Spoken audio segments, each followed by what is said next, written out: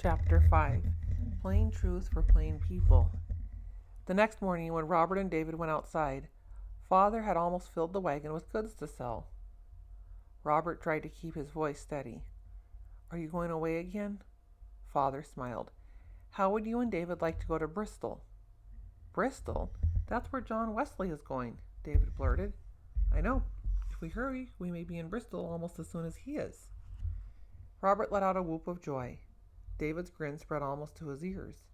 "You boys roll up the bedclothes. We may have to sleep in the wagon, or under it." The picture became clear to Robert. "We can sell things in Bristol and earn our living." "Yes, and hear John Wesley preach," Father said. Since meeting John Wesley, Father had changed. Robert could not have explained how, but there was no time to think about it. He had to help David make a peddler tray like his own. When they were ready to leave, Mrs. Babcock ran out into the courtyard to tell them goodbye. Robert stared at her in astonishment. Was this the same Mrs. Babcock they had always known? This woman spoke soft words instead of harsh ones. She apologized to Father for her previous criticisms and volunteered to look after the apartment while they were gone. "God be with you," she murmured. What had happened to Mrs. Babcock? "She met John Wesley and was converted," Father explained later. "But how could she change so fast?" "Conversion can happen in an instant. Afterward, you see things differently." "I know." So Father had experienced conversion too, even after they were well on their way. With Robert and David on the front seat of the wagon, with Father, Robert still puzzled over the new and likable Mrs. Babcock, and the strange experience called conversion. "When did you meet Mr. Wesley?" Robert asked Father. "In Oxford." Father thought a moment. "I was too busy to listen." "Oh, when you were peddling." "Yes, I was near the castle at the time, and Mr. Wesley had just finished preaching to the prisoners there." David leaned forward.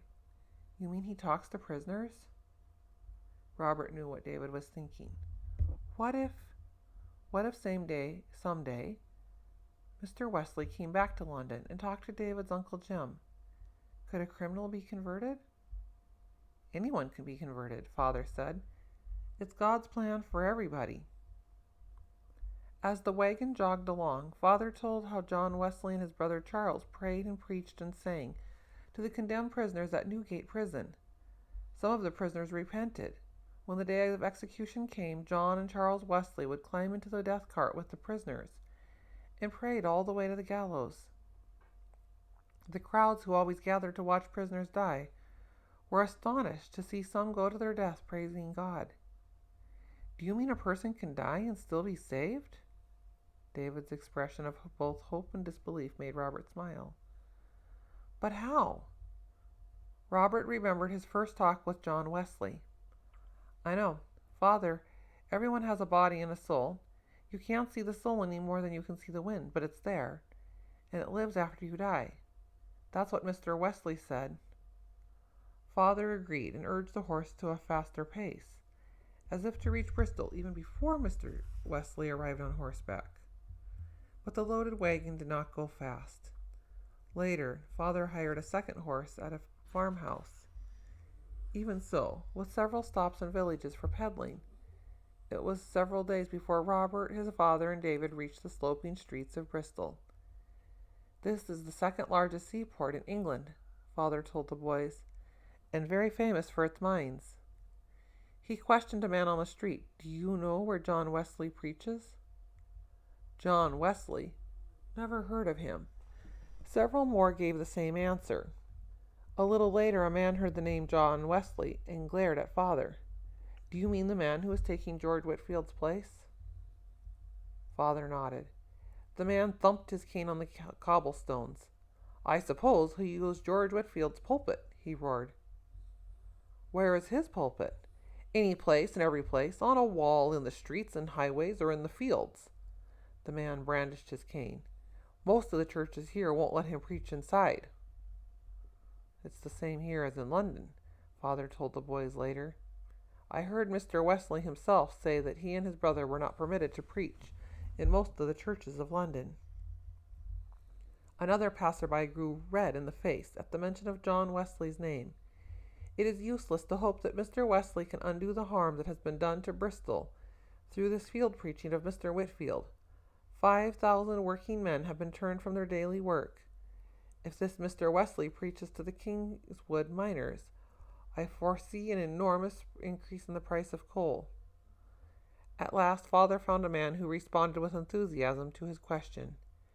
If John Wesley has a voice you can hear, he will have hundreds of listeners out in the fields. Robert tried to imagine what it would be like for a man to preach in the open air. Now, you take Mr. Whitefield, the man went on. When he speaks, you can hear him for a mile. When he sings, you can hear him for 2. George Whitefield is one of us, he added. He's the son of a stableman, you know, but he got into Oxford University by his own efforts. These words awakened a new kind of hunger in Robert. He knew that gentlemen like Mr. Wesley went to college and learned all there was to know. But how could an ordinary person like Mr. Whitefield go to college? By his own efforts, the man on the street had said. It wasn't enough to be able to read a little and to know a little enough arithmetic to make change for people when they bought something out of the peddler tray, Robert decided. He wanted to go to school again. But how was that possible, now that he and David were traveling with Father? Still, listening to Mr. Wesley would be an education in itself. Father asked the man where the religious society met. Oh, there are several bands that Mr. Whitefield started. The man counted them off on his fingers. One meets in Nicholas Street, one in Baldwin Street. Then, of course, there's Weaver's Hall, Castle Street, Gloucester Lane, Back Lane. Robert groaned. How do we know where Mr. Wesley will be? That evening, he and David went with Father to the Baldwin Street Society. There were so many people in the yard and at the entrance that Robert could see there was no chance of getting inside. People were talking about Mr. Whitefield leaving. Yes, I followed him this afternoon to Bowling Green, Hannah Mount, and Rose Green, a man said. I counted 24 coaches, imagine. Wealthy people coming to hear an outdoor preacher. Too bad the wind kept his voice from carrying well, another remarked. But his voice was strong, very strong. A man with a hearty voice in back of Robert asked him to make his way to the door. That's Mr. Whitefield, several exclaimed. Robert turned and saw a man with a slight squint and a cheerful open face. From all sides people wished him well. Women wept. The press of people were so great Mr. Whitefield could not make headway through them. Someone brought him a ladder. Mr. Whitefield climbed up and went over the roof of the adjoining house before he could get to the door. In his farewells he kept telling people, I leave my dear and honored friend, Mr. Wesley, to confirm those who are awakened. Where is Mr. Wesley now? Someone called. Preaching at Nicholas Street Society. Someone near Robert was critical. Your John Wesley is too high class. He preaches only to the rich. That's not true, a woman retorted. I suppose you'll say he preaches to the poor then? No, he preaches to the working man. I don't think he'll be like George Whitefield and take to field preaching. Another man broke in. Well, if he ever needs a barn to preach in, I'll let him use mine, if he'll fix it up and let me have the front pew for the rest of my life. Others wondered how John Wesley would like preaching in fields, having an audience of Kingswood miners whose faces remained grimy, no matter how hard they tried to clean them. The next day, Robert learned that George Whitefield had laid the cornerstone for a school for the miners in Kingswood. At 4 that afternoon, Robert stood with Father and David on a little slope near Bristol, and heard John Wesley preach to hundreds of people. The Spirit of the Lord is upon me, Wesley said. He has anointed me to preach the gospel to the poor. He has sent me to heal the broken-hearted, to preach deliverance to the captives, and recovering of sight to the blind, to set at liberty those who are bruised. John Wesley's right when he says he speaks the plain truth for plain people, Father commented. He planned a schedule for Robert, David, and himself so they could attend as many of John Wesley's meetings as possible. Each boy took a peddler tray and combed the streets and marketplaces on his own for sales. Robert soon discovered that Bristol knew John Wesley was there. Many people actually hungered for salvation, but those who didn't want any part of the plain truth from the Bible grumbled. At one of the meetings, a blacksmith complained about John Wesley's influence. "We should drive him away. He's breaking up family life." "How is that?" Father asked. "My wife used to mind her own business, but now she insists on coming to these meetings all the time." "Doesn't she cook your meals anymore?" "Well, yeah, she does that," the man admitted. "And does she keep the house clean, your clothes mended, and look after the children?" "I have to admit that she does." "What else would you have her do for you?" Father asked. The blacksmith scratched his head. "I just don't like the idea she's got." To Robert's surprise, the blacksmith was one of the first converted, and in an instant too, just as Father had said. David had been watching the blacksmith along with everyone else during the prayers and singing, and Robert knew just how puzzled he felt. "What happened to him?" David whispered. "I mean, what went on inside him?" Robert shook his head. "I don't know, but someday maybe we'll both find out." The next week, Robert, Father, and David spent the night in Kingswood and went to the nearest church on Sunday. A group of miners came to the churchyard, their faces and clothes grimy from the clothesmines. "What are these people doing here?" the minister roared. "Why, sir, these are the miners," his assistant answered. "They've always lived here, and now with the rebirth of religious feeling through Mr. Whitfield." "Then let Mr. Whitfield take care of them," the minister said.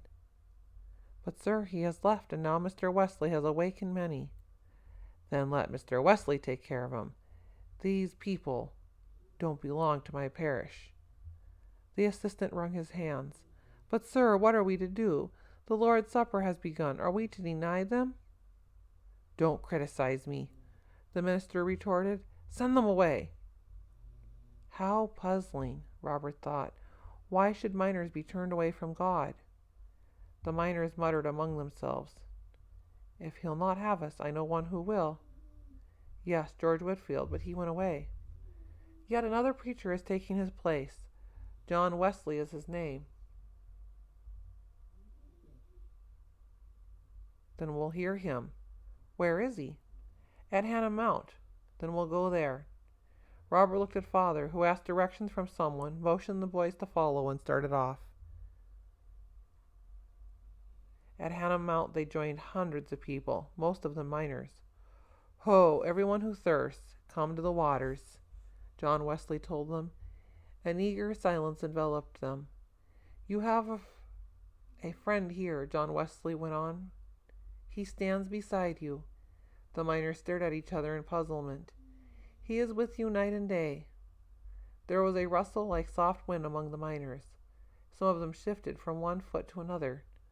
Others coughed. "He never leaves you. You can turn to him any time, day or night." Everyone waited. No one moved. "Does this friend bring you money if you have none? Does he bring you grain if you have none?" "No, but he inspires the hearts of those who can supply your needs." Several miners grunted approval. "Does this friend force his way on you?" John Wesley continued. "No, you have to ask first." Wesley invited anyone who felt God's presence to speak up. Robert could see that no one was quite ready to talk, but most of the hundreds of people drank in Wesley's words as if they were water of life. "The new minister does speak plain," Robert heard someone say afterwards. Later he found out when John Wesley was at Oxford, he had tried out his sermons on a girl without much education. Each time she could not understand, she would interrupt. "Let's answer sometime," David suggested. "Answer what?" Robert stalled, just as David had done weeks ago. "I'll let you know." At the end of one sermon, John Wesley asked a plain question for plain people. "Which of you will give yourself, soul and body, to God?" David nudged Robert. "That's the question. Are you going to answer?" Robert shrank back. He liked John Wesley. He liked the way Wesley talked about God. Somehow he knew that Mother was with God. But answer that simple question? No. He could not do it.